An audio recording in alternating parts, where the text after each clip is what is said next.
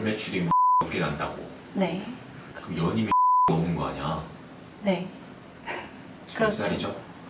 올해 20살. 20살, 그지? 네. 20살이면은 04년생? 네. 대단하지, 진짜.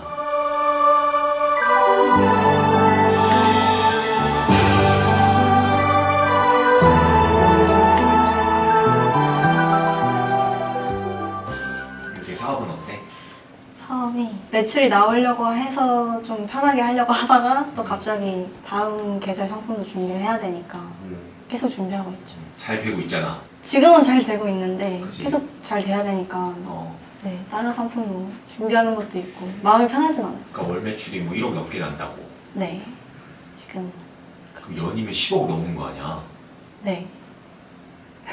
몇 그렇죠. 살이죠? 올해 20살. 20살, 그지? 네. 20살이면은 04년생? 네.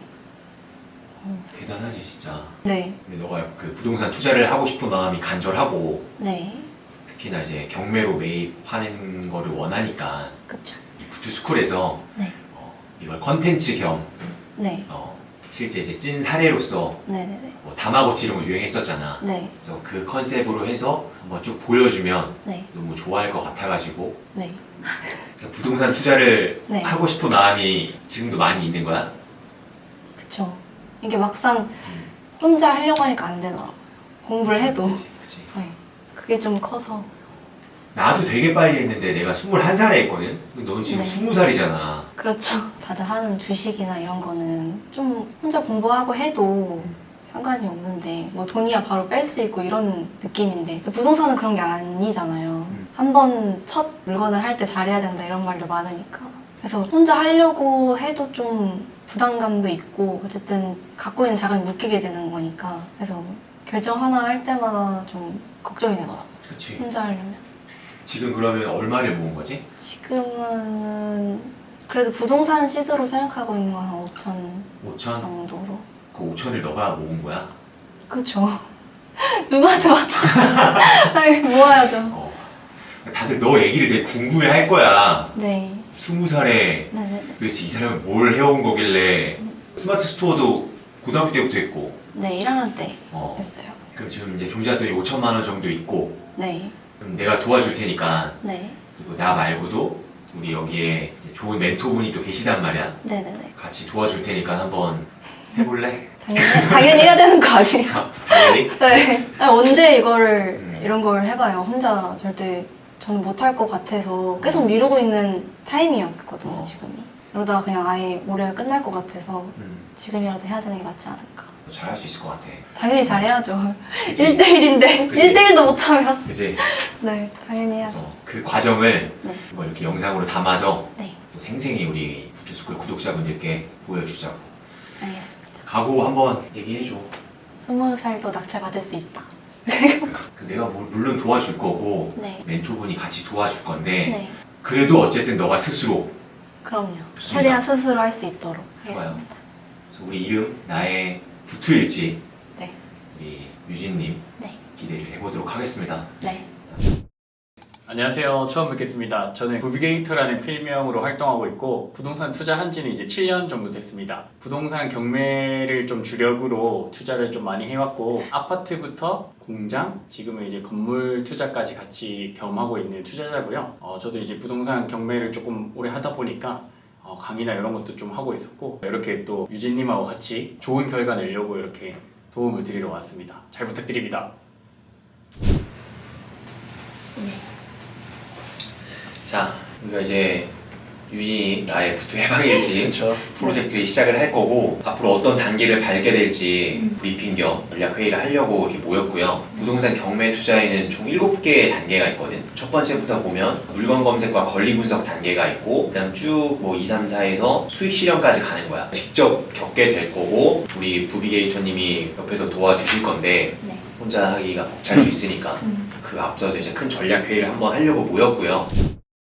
순서대로 한번 설명을 해주면 첫 번째가 물건 검색을 하고 이제 권리 분석. 권리 분석이라는 거는 해당 부동산에 여러 개의 권리들이 있는데 네. 그걸 분석할 줄 알아야 되거든. 네네. 낙찰 받고 나서 깔끔히 해결되는 애가 있고 낙찰 받고 나서도 계속 지저분한 상태로 있는 게 있단 말이야. 네네. 그런 걸 권리를 하나하나 분석할 줄 알아야 돼. 물건 검색은 어디서 하냐면 유료 경매 사이트를 활용을 할 거고 네. 그럼 여기서 한 절반 이상은 승패가 난다고 볼 수가 있거든. 그렇게 해서 물건 검색을 하다가 이제 괜찮은 거를 발견을 했어. 그럼 이제 현장 답사, 실제 이제 실물을 봐야지. 처음에 굉장히 서럽고 나는 누구 여기는 어디 오고 탐사 오고. 아무튼 그렇게 해서 갔다 오면 판단이 쓰겠지. 이거를 할까 말까. 막상 현장에서 이제 실물을 봤더니 별론 것 같아. 그러면은 그냥 패스인 거고 실물까지 봤더니 이건 좀 하고 싶어요 라는 마음이 들면 그 다음에는 이제 입찰. 실제 이제 그거를 법원에서 입찰에 참여해서 낙찰을 받겠다는 거야. 그래서 이 1번부터 3번까지의 단계를 지금 굉장히 빠르게 설명을 했지만 실질적으로 초보 투자자 입장에서 체감적으로 받아들이는 거는 엄청난 심리적 허들이 있어. 실제로 경매 강의 같은 걸 하면 입찰까지 10%도 못 가. 10%도 거의 잘한 거죠. 그렇지. 그 다음부터 이제 4, 5, 6, 7이 있는데 빠르게 설명을 할게. 아직 와닿진 않을 거야. 우리가 무조건 겪게 될 거고 이제 잔금 납부를 하겠지. 우리가 입찰할 때는 보증금 그게 10%야. 잔금 납부는 우리가 낙찰을 받고 1개월 2주 안에 내야 된다고 생각하면 돼. 9월 1일 날 낙찰을 받았다. 10월 한 중순 정도. 네. 그 다음 5번 명도가 뭔지 알아? 살고 있는 사람 나가게 하는 거. 맞아. 낙찰자가 리드를 해야 돼. 근데 우리는 4단계에서 대출을 받아내고 매달 이자가 나가겠지. 그래서 이 명도라는 과정이 중요하고 이게 또 유진이 너가 넘어야 될 큰 산 중에 하나야. 배분해야 되는데 할 수 있겠죠? 해야죠. 낙찰까지 받았는데. 그지? 네. 그지? 특히나 고비게이터님이 네. 경험이 굉장히 많으신 분이기 때문에 해주진 않아. 서포트. 네. 네. 그러니까 이제 내보냈어. 집이 이제 딱 비었지? 그럼 이제 뭘 해야겠어요? 수리해야죠. 그치? 저거는 이제 올 수리를 해야 될 물건이 있을 수도 있고 부분 수리 아니면 너무 깨끗해서 그냥 입주 청소만 해도 되겠다. 그럼 이제 집이 깨끗해졌어. 그 다음에 이제 마지막 7단계 이제 수익 실현이야. 네. 우리가 바로 단기 매매를 할 수도 있고 네. 지금 세율에서는 쉽지는 않아. 양도세율이 너무 높기 때문에 그러니까 뭐 절반 이상 날라간다고 생각하면 돼. 그래서 우리 임대를 놓을 거고 월세를 놓을 수도 있고 전세를 놓을 수도 있어. 일단 우리는 1번부터 3번까지의 단계 물건 검색, 현장 답사, 입찰 여기까지 과정에 이제 좀 집중을 할 거라는 거. 네. 안녕하세요 여러분, 유진입니다. 오늘은 그 수영쌤께서 내주셨던 과제 경매 투자 7단계를 한번 공부를 해보려고 하는데요. 네, 한번 해보도록 하겠습니다. 일단은 강의를 들어보도록 하겠습니다.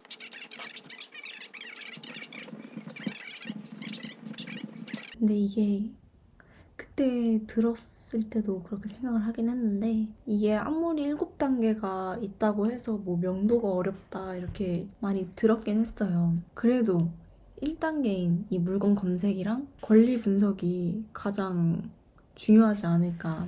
일단 좋은 물건을 찾아야 뭐 가서 임장을 다니던가 아니면 진짜 뭐 입찰표를 쓴다던가 할 수가 있는 거잖아요. 물건 하나를 일단은 잘 선택을 해야 그 다음으로 진행이 되지 않을까. 1단계가 제일 중요하지 않을까 생각을 합니다.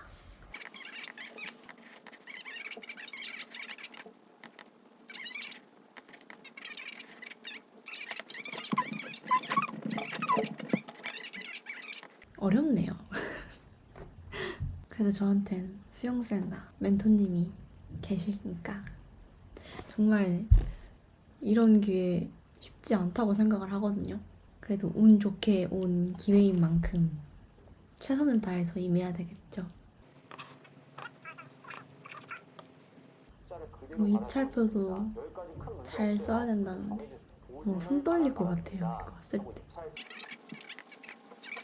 진짜 아까 그 7단계 중에 물건 검색, 권리 분석, 그 다음에 현장 납사, 그 다음에 입찰이잖아요. 그 입찰이 어떻게 보면 입찰 날이 정해져 있다 보니까 이게 모든 사람들한테 공평한 거잖아요. 그걸 선택할 수 있는 그 기간이 진짜 약간 심리 게임이다라는 걸 다시 한번 느낍니다. 저도 겪게 될 일이겠지만 이 막상 겪어봐야 더 알 수 있을 것 같아요. 근데 막상 명도 하려고 하면 떨리지 않을까요? 지금 생각해도 걱정되는데.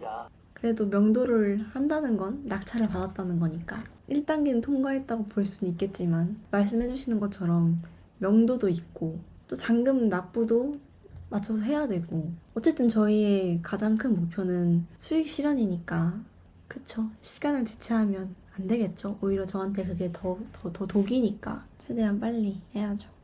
명도를 빨리 하는 날이 왔으면 좋겠네요.